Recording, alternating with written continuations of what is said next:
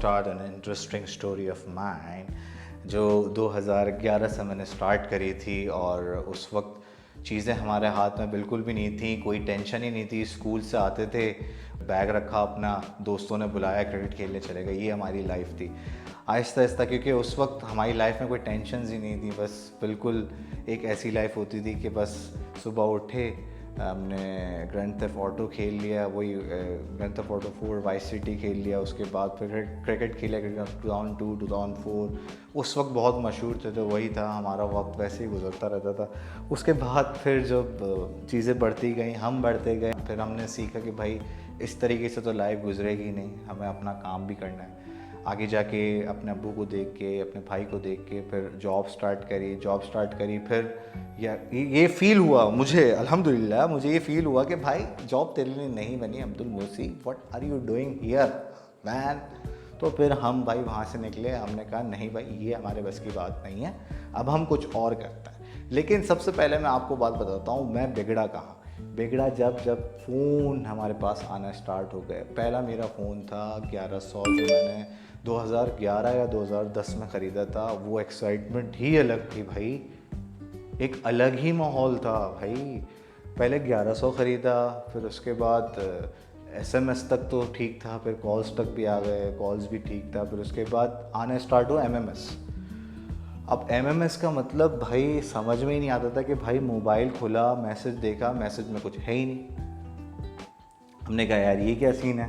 फिर हमने कहा यार नहीं, अब तो हमें कोई और दूसरा फ़ोन ख़रीदना ही चाहिए। तो फिर हमारे पास आया नोकिया 6030।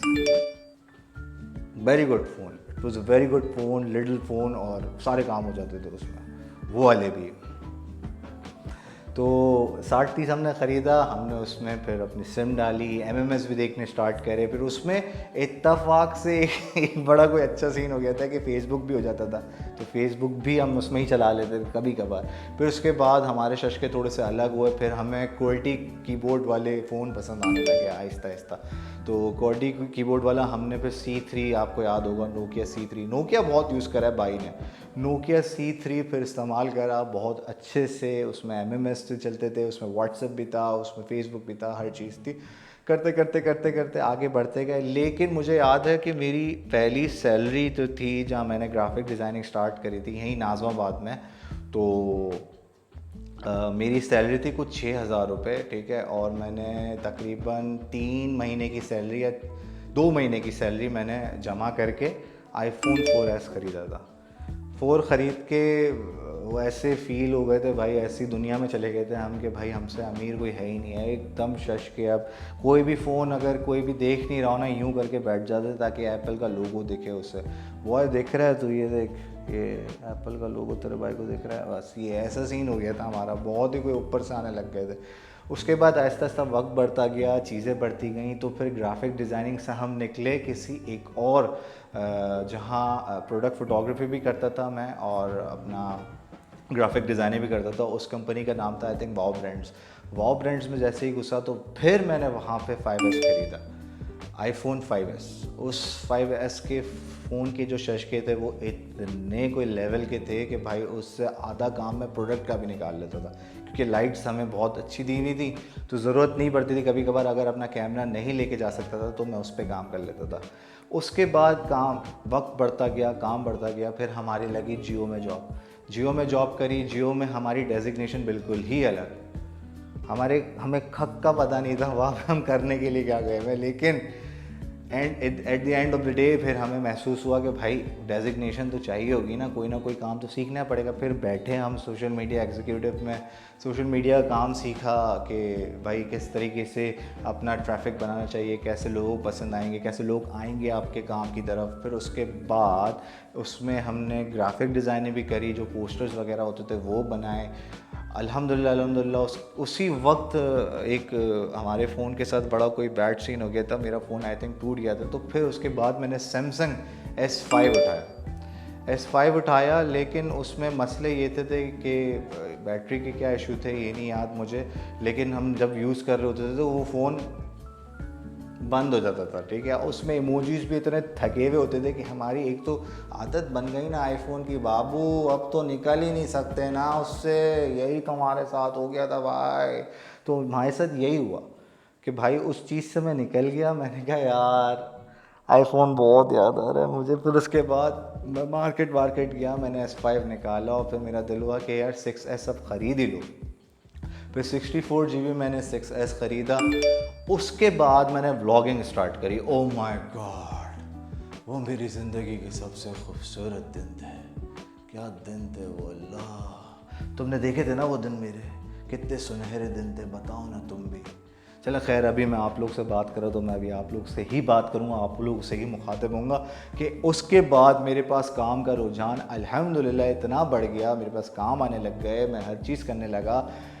लेकिन मसला ये हुआ कि भाई हमारा 610 ख़राब होने लग गया उस वक्त, और हम आधे से ज़्यादा काम फिर व्लॉग पे अपने 6S पे करने लगे, स्लो मोशन 6S पे करने लगे, हर चीज़ 6S पे करने लगे। तो लोगों को आहिस्ता आहिस्ता पसंद आने लगा हमारा काम। फिर 6S यार बहुत पुराने होने लगा। फिर उसके बाद एक दोस्त आया हमारे पास हमें मैट ब्लैक 7S दिखाने के लिए। 7 था, iPhone 7। तो मेरा तो दिल ही ख़राब हो गया। मैंने कहा यार इतना सेक्सी कलर है, अब तो ये फ़ोन जाके उठाना ही चाहिए ना। तो भाई हमने ना आ देखा ना ता, हम गए डायरेक्ट मार्केट। पैसे खक नहीं थे, लेकिन फिर भी हमारा 6S 20,000 का निकला और वो मुझे 44 का मिला। लाइक 24 मैंने ऊपर दिए तो फिर 7 आया मेरे पास। भाई कोई बड़ी फैमिली से नहीं है, रिच फैमिली से नहीं है, ना डब्बा अफोर्ड कर सकते हैं। बस ये छोटी छोटी ख्वाहिशात हैं जो पूरी कर रहे हैं। इंशाल्लाह अल्लाह ने अगर और दिया आगे जाके ब्लॉग के थ्रू या फोटोग्राफी के थ्रू तो फिर ख़रीदेंगे ना, हर चीज़ ख़रीदेंगे।